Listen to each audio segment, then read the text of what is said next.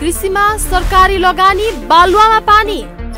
शीत भण्डार गृह निर्माणका नाममा कसरी बढ्दैछ भ्रष्टाचार।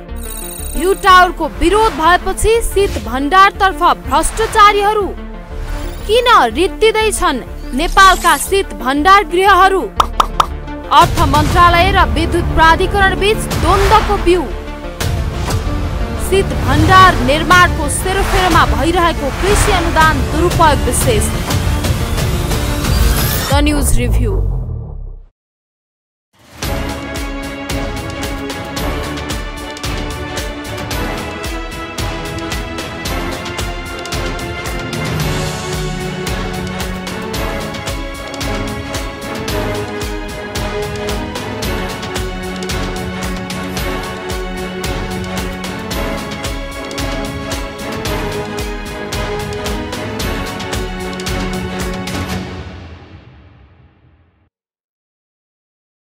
नमस्कार। खास न्यूजको बहुकोणीय चिरफार गर्ने कार्यक्रम द न्यूज रिभ्यूको आजको अङ्कमा स्वागत छ। म सन्तोष पोखरेल। दर्शकवृन्द, शीत भण्डार भनेको फलफुल तथा तरकारी लामो समयसम्म ताजा रूपमा राख्न मिल्ने भवन हो। बोलीचालीको भाषामा शीत भण्डारलाई चिस्यान केन्द्र अथवा कोल्ड स्टोर भन्ने गरिन्छ। मौसम अनुसार मात्रै फलफुल र तरकारी उत्पादन हुने हाम्रो जस्तो कृषि प्रधान देश नेपालका लागि शीत भण्डारको महत्त्व ज्यादै धेरै छ। विभिन्न फलफुल र तरकारी उत्पादनको आफ्नै मौसम हुन्छ। उत्पादनको मौसममा फलफुल तथा तरकारी खेर जाने तथा किसानले लगानी अनुसारको मूल्य नपाउने समस्या छ। तर बेमौसमका विदेशबाट आयातित फलफुल तथा तरकारी निकै महँगो मूल्यमा किन्नुपर्ने बाध्यता छ। यो समस्या तथा बाध्यता अन्त्य गर्ने भनेको शीत भण्डार प्रयोग गरेर हो। किनकि शीत भण्डारमा राखेका फलफुल तथा तरकारीहरू लामो समयसम्म ताजा रहन्छन्। त्यसैले सरकारले शीत भण्डार निर्माणलाई प्रोत्साहन गरेको छ। तीनवटै तहका सरकारहरूले शीत भण्डार निर्माणका लागि रकम अनुदान दिने नीति ल्याएका छन्। तर शीत भण्डार निर्माणका लागि राज्य कोषबाट दिइने अनुदानको सदुपयोग भएको छ कि दुरुपयोग छ भन्ने प्रश्न ज्वलन्त बनेको छ। अर्कातर्फ शीत भण्डारका लागि दिइने विद्युत अनुदानको रकम कसले बेहोर्ने भन्ने सन्दर्भमा अर्थ मन्त्रालय र नेपाल विद्युत प्राधिकरण बीच द्वन्द्व उत्पन्न भएको छ। दर्शकवृन्द, आजको द न्यूज रिभ्यूमा प्रस्तुत छ शीत भण्डार निर्माणको सेरोफेरोमा भइरहेको कृषि अनुदान दुरुपयोग तथा भ्रष्टाचारका सन्दर्भमा हाम्रा सहकर्मी बिन्दुकान्त घिमिरेले तयार गरेको टिप्पणी। कृषिमा सरकारी लगानी बालुवामा पानी। शीत भण्डार गृह निर्माणका नाममा कसरी बढ्दैछ भ्रष्टाचार। भ्यू टावरको विरोध भएपछि शीत भण्डारतर्फ भ्रष्टाचारीहरू किन रित्तिँदैछन् नेपालका शीत भण्डार गृहहरू। अर्थ मन्त्रालय र विद्युत प्राधिकरण बीच द्वन्द्वको बिउ। शीत भण्डार निर्माणको सेरोफेरोमा भइरहेको कृषि अनुदान दुरुपयोग विशेष। The news review. दर्शकवृन्द, गत पुसमा सुन्तलाको सरदर बजार मूल्य प्रति केजी 70 देखि 100 रुपैयाँसम्म थियो। यति बेला 150 देखि 200 रुपैयाँ छ। असार साउन महिनामा आँपको बजार मूल्य 60 देखि 100 रुपैयाँसम्म हुने गर्छ। त्यही आँपको बजार मूल्य असोजपछि 200 रुपैयाँ प्रति केजी पुग्ने गर्छ। आँप र सुन्तला त उदाहरण मात्रै हुन्। निश्चित मौसममा मात्रै उत्पादन हुने सबै फलफुलहरूको मूल्य अन्तर लगभग आँप र सुन्तलाको जस्तै हुन्छ। तरकारीको उदाहरण लिनुपर्दा अझै ठुलो समस्या छ। 1 महिना अघिसम्म प्रति किलो 20 रुपैयाँमा पाइने आलुको मूल्य यति बेला 60 रुपैयाँ पुगेको छ। किसानले आफ्नो फलफुल तथा तरकारी निकै सस्तोमा बेच्नुपर्ने बाध्यता छ। यति मात्रै होइन, कोही बेला त फाल्नै पर्ने बाध्यता छ। तर उपभोक्ताले निकै महँगोमा किन्नुपर्ने बाध्यता छ। यो बाध्यता धेरै हदसम्म हट्ने र किसान तथा उपभोक्ता दुवै वर्गलाई लाभ हुने माध्यम भनेको शीत भण्डार नै हो। विगत 1 दशक यताको तथ्याङ्क हेर्ने हो भने नेपालमा शीत भण्डार निर्माणको लहर नै सुरु भएको छ। शीत भण्डार गृह निर्माणका लागि तीनवटै तहका सरकारले अनुदान दिने गरेका छन्। शीत भण्डार गृहलाई सरकारले निकै सस्तो दरमा बिजुली उपलब्ध गराउन थालेको छ। तैपनि किसानहरूले खासै लाभ प्राप्त गर्न सकेका छैनन्। एकातिर शीत भण्डार गृह निर्माणका लागि राज्य कोषबाट अरबौं रकम लगानी भइसकेको छ भने अर्कातर्फ लगानी अनुसारको प्रतिफल आउन सकेको छैन। किन आउन सकेन त लगानी अनुसारको प्रतिफल? दर्शकवृन्द, द न्यूज रिभ्यूको अबको श्रृङ्खलामा प्रस्तुत छ यस सन्दर्भमा छोटो चर्चा। शीत भण्डार गृह निर्माणमा गरिएको अर्बौं रुपियाँ लगानी कसरी खेर गइरहेको छ भन्ने सन्दर्भमा गण्डकी तथा लुम्बिनी प्रदेशका केही उदाहरणहरू काफी छन्। गण्डकी र लुम्बिनी प्रदेशका अधिकांश शीत भण्डार गृहहरू कृषकका लागि उपयोगी हुन सकिरहेका छैनन्। पहिलो उदाहरणका रूपमा गण्डकी प्रदेशको पर्वत जिल्लाका केही शीत भण्डारणका बारेमा आएका समाचार हेरौं। करिब 1.5 लाख जनसङ्ख्या भएको पर्वत जिल्लामा अहिलेसम्म 8वटा शीत भण्डार केन्द्रहरू निर्माण भइसकेका छन्। यी केन्द्रहरूको कुल भण्डारण क्षमता 65,000 किलोग्राम छ। यी 8वटा शीत भण्डारण केन्द्रमध्ये पयु 4 हातेमालो चोकमा 4 वर्ष अघि निर्माण सम्पन्न गरेको शीत भण्डार हालसम्म सञ्चालनमा आउन सकेको छैन। बाँसखर्क स्थित शीत भण्डार र कुर्गाका 2 शीत भण्डार वर्षको 8 महिना खाली हुने गरेका छन्। भोक्सिङ, सालिजा र बनौमा बनेका शीत भण्डारमा बिउ आलु भण्डारण गरिँदै आएको छ, तर कुल क्षमताको 10% मात्रै भण्डारण गर्ने गरिएको छ। भएका शीत भण्डारण समेत सञ्चालनमा आउन नसकिरहेको अवस्थामा पर्वत जिल्लामा थप 3वटा शीत भण्डारण केन्द्रहरू निर्माणाधीन छन्। यसैगरी लुम्बिनी प्रदेश सरकारले बनाएका अधिकांश शीत भण्डार गृह बन्द छन्। जे जति सञ्चारमा छन् ती पनि निष्प्रभावी छन्। लुम्बिनी प्रदेश सरकारले स्मार्ट कृषि कार्यक्रम अन्तर्गत 23वटा शीत भण्डार गृह निर्माणमा 33,33,15,000 रुपियाँ खर्च गरिसकेको छ। यी 23 शीत भण्डार गृह मध्ये केही सञ्चालनमा आउन सकेका छैनन् भने कतिपय मापदण्ड अनुसार नहुँदा अलपत्र छन्। सञ्चालनमा आएका केहीमा भने कृषि उत्पादनको अभाव छ। कपिलवस्तु नगरपालिका 3 मा चर्चित कृषक समूहले 1,46 लाख रुपियाँमा 50 मेट्रिक टन क्षमताको शीत भण्डार निर्माण गरेको थियो। त्यसमा सरकारको 50 र समूहको 50% लगानी थियो। तर मापदण्ड अनुसार निर्माण हुन नसकेपछि झण्डै 3 वर्षदेखि बन्द छ। गुल्मीको धुरकोट गाउँपालिकामा प्रगतिशील तरकारी कृषक समूहले 1,45 लाख रुपियाँमा निर्माण गरेर सञ्चालनमा ल्याएको 100 मेट्रिक टन क्षमताको भण्डारमा राखिएको सुन्तला 2 महिनामा कुहिएपछि 2079 चैत्रदेखि नै बन्द गरिएको छ। शीत भण्डारण वरिपरि घाँस उम्रिएर ढाकेको छ। अर्घाखाँचीको पाणिनी गाउँपालिका 1 स्थित शिवशक्ति मिश्रित कृषक समूहले सरकारको 1,43,66,000 अनुदान सहित 2,50,00,000 क्षमतामा 500 टन क्षमताको शीत भण्डार बनाए। प्रविधि मिलाउन नसक्दा झण्डै 50 लाख रुपियाँ बराबरको 200 क्विन्टल सुन्तला कुहेर घाटा बेहोर्नु पर्यो। 2079 साउनदेखि यो शीत भण्डारण गृह बन्द रहेको छ। दाङको दङ्गी शरण गाउँपालिकाको पनि 1,10,00,000 रुपियाँ खर्चेर निर्माण गरिएको दङ्गी शरण 3 हेकुले स्थित शीत भण्डार गृह प्रयोगविहीन छ। रोल्पाको त्रिवेणी गाउँपालिका 2 नुवा गाउँको दौहानमा 5,55,00,000 रुपियाँ खर्च गरेर 2078 मा निर्माण गरिएको शीत भण्डारण अहिलेसम्म सञ्चारमा आउन सकेको छैन। मन्त्रालयले 3,61,00,000 र स्थानीय तहले 25% लागत बेहोर्ने गरी सम्झौता भएको थियो। सम्झौतामा नुवा गाउँ साना किसान कृषि सहकारी संस्थाले भण्डारण सञ्चालन गर्ने उल्लेख छ। सहकारी संस्थाले सम्झौता अनुसार निर्माण गरेर 2 वर्ष अघि सञ्चालनमा ल्याएको थियो। यहाँ आलु, प्याज, टमाटर, कागती राखिएको थियो, तर 6 महिना सञ्चालन गर्दा झण्डै 5 लाख रुपियाँ बिजुलीको बिल आएको र त्यो तिर्न नसकेपछि बन्द भयो। कृषिमा सरकारी लगानी, बालुवामा पानी। शीत भण्डार गृह निर्माणका नाममा कसरी बढ्दैछ भ्रष्टाचार? भ्यू टावरको विरोध भएपछि शीत भण्डारतर्फ भ्रष्टाचारीहरू किन रित्तिँदैछन् नेपालका शीत भण्डार गृहहरू? अर्थ मन्त्रालय र विद्युत प्राधिकरण बीच द्वन्द्वको बिउ। शीत भण्डार निर्माणको सेरोफेरोमा भइरहेको कृषि अनुदान दुरुपयोग विशेष। The news review. दर्शकवृन्द, नेपाल सरकारले 2071 सालमा जारी गरेको शीत भण्डार निर्माणका लागि अनुदान उपलब्ध गराउने सम्बन्धी कार्यविधि नै यो समस्याको मुख्य कारक हो। यो कार्यविधिमा शीत भण्डार गृह निर्माणका लागि 1 करोड रुपैयाँसम्म अनुदान दिने व्यवस्था गरिएको छ। प्रतिशतको हिसाबमा भन्नुपर्दा कुल लागत रकमको 25 देखि 85% सम्म अनुदान दिने व्यवस्था गरिएको छ।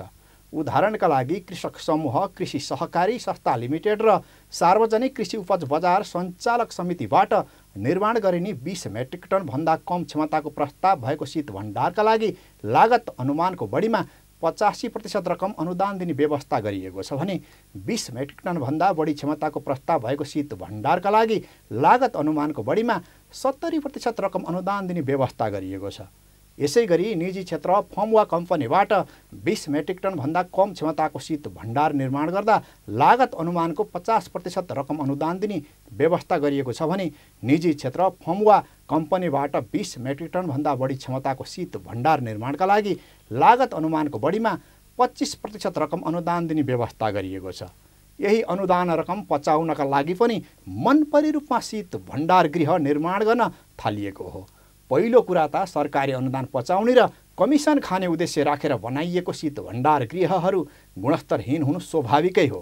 दोस्रो कुरा, पूर्ण क्षमताको उपयोग गर्न नसके शीत भण्डार गृहको सञ्चालन लागत निकै महँगो हुन्छ।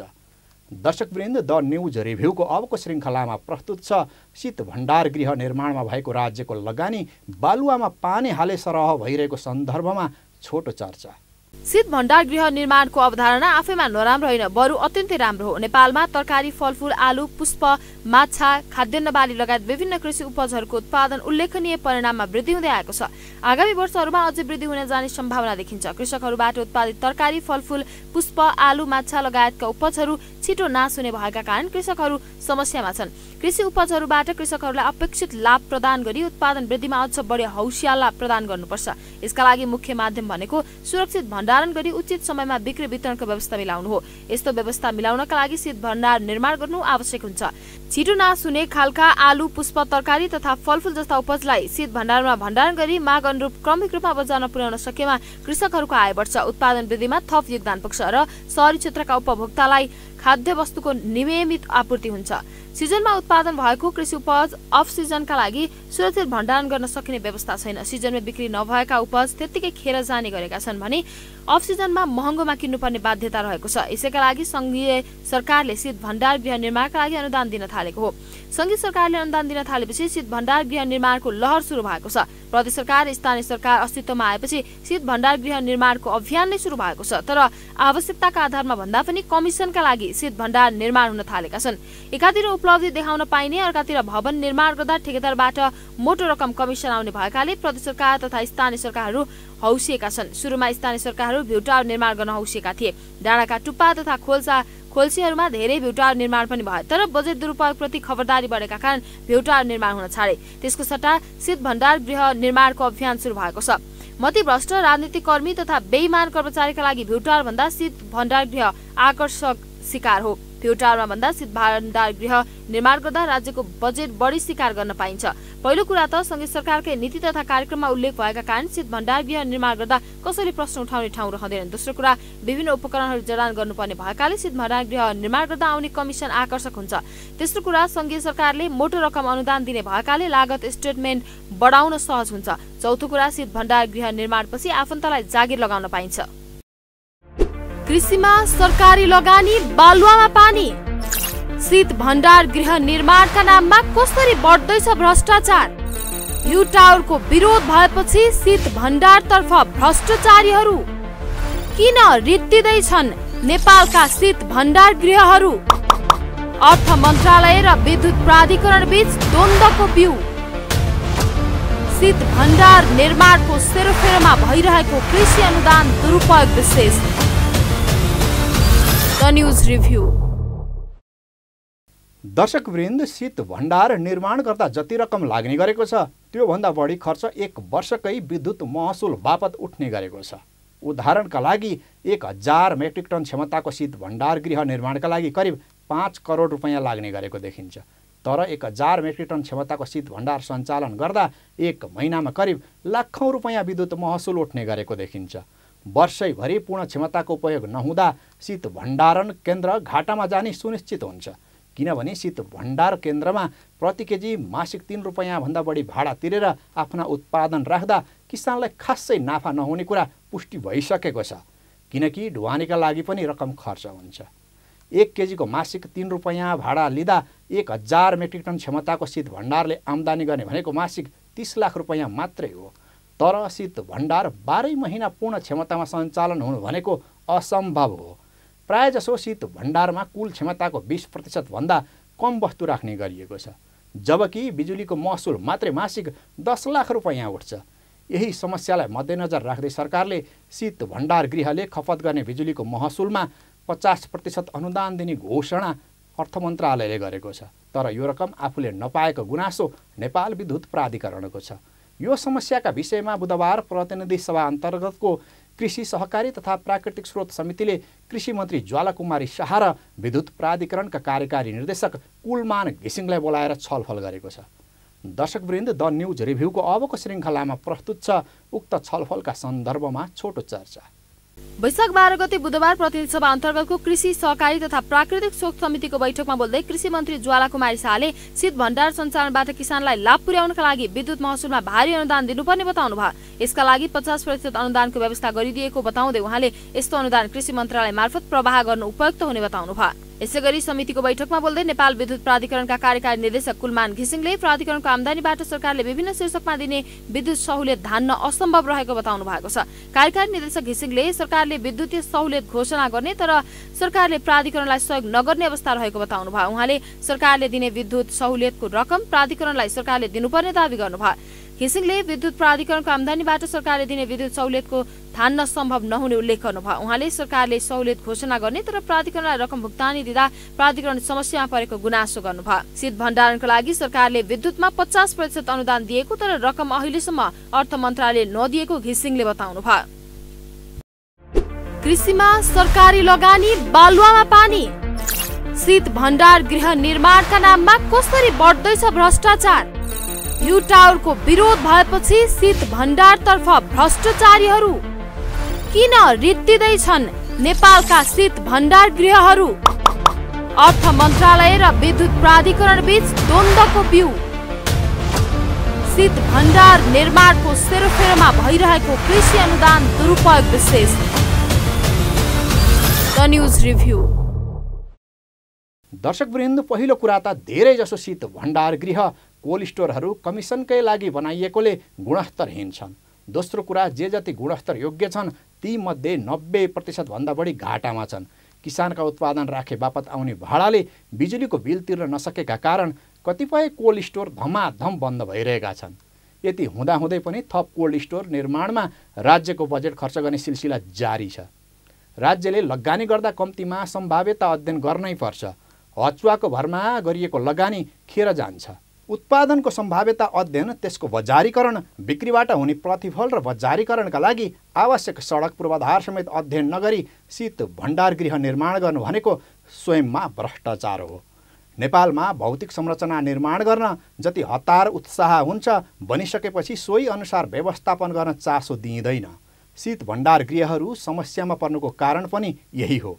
त्यसैले राज्यले शीत भण्डार गृह निर्माणका लागि मात्र बजेट उपलब्ध गराउनुभन्दा पहिला निर्माणपछिका जटिलता, प्राविधिक ज्ञान, सहुलियत, विद्युत लगायतका पक्षमा ध्यान दिनुपर्छ। अर्को महत्त्वपूर्ण कुरा, नेपालको हिमाली तथा उच्च पहाडी क्षेत्र आफैमा शीत भण्डार गृह हो।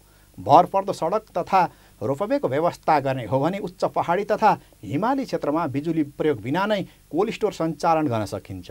बिजुली प्रयोग गर्नु परेछ भने पनि नगन्य प्रयोग गरे पुग्छ। झापाको आँप ताप्लेजुङ पुर्याएर कञ्चनजङ्घा हिमालको फेदीमा राख्न सकिने गरी सडक निर्माण भइसकेको छ। कम्तीमा पनि हिमाली जिल्लाका सांसदहरूले बुधबार बसेको कृषि समितिको बैठकमा यो कुरा उठाउनु पर्थ्यो। तर यतातिर हाम्रो देशका नीति निर्माताहरूको ध्यान छैन। कसरी हुन्छ बजेट सिद्ध्याउने र देशलाई ऋणले चुर्लुममा डुबाउने ध्याउनमा बेइमान नीति निर्माताहरू केन्द्रित देखिन्छन्। दर्शकवृन्द, द न्यूज रिभ्यूको आजको प्रसङ्ग यति नै। तपाईँ न्यूज नेपाल टेलिभिजनको प्रसारण युट्युब र फेसबुकमा पनि प्रत्यक्ष हेर्न सक्नुहुन्छ। आजको प्रस्तुतिबाट हामी सबैलाई बिदा दिनुहोस्। हेर्दै गर्नुहोला न्यूज नेपाल टेलिभिजन। नमस्कार। कृषिमा सरकारी लगानी बालुवामा पानी। शीत भण्डार गृह निर्माणका नाममा कसरी बढ्दैछ भ्रष्टाचार। भ्यू टावरको विरोध भएपछि शीत भण्डारतर्फ भ्रष्टाचारीहरू किन रित्तिँदैछन् नेपालका शीत भण्डार गृहहरू। अर्थ मन्त्रालय र विद्युत प्राधिकरण बीच द्वन्द्वको बिउ। शीत भण्डार निर्माणको सेरोफेरोमा भइरहेको कृषि अनुदान दुरुपयोग विशेष। The news review.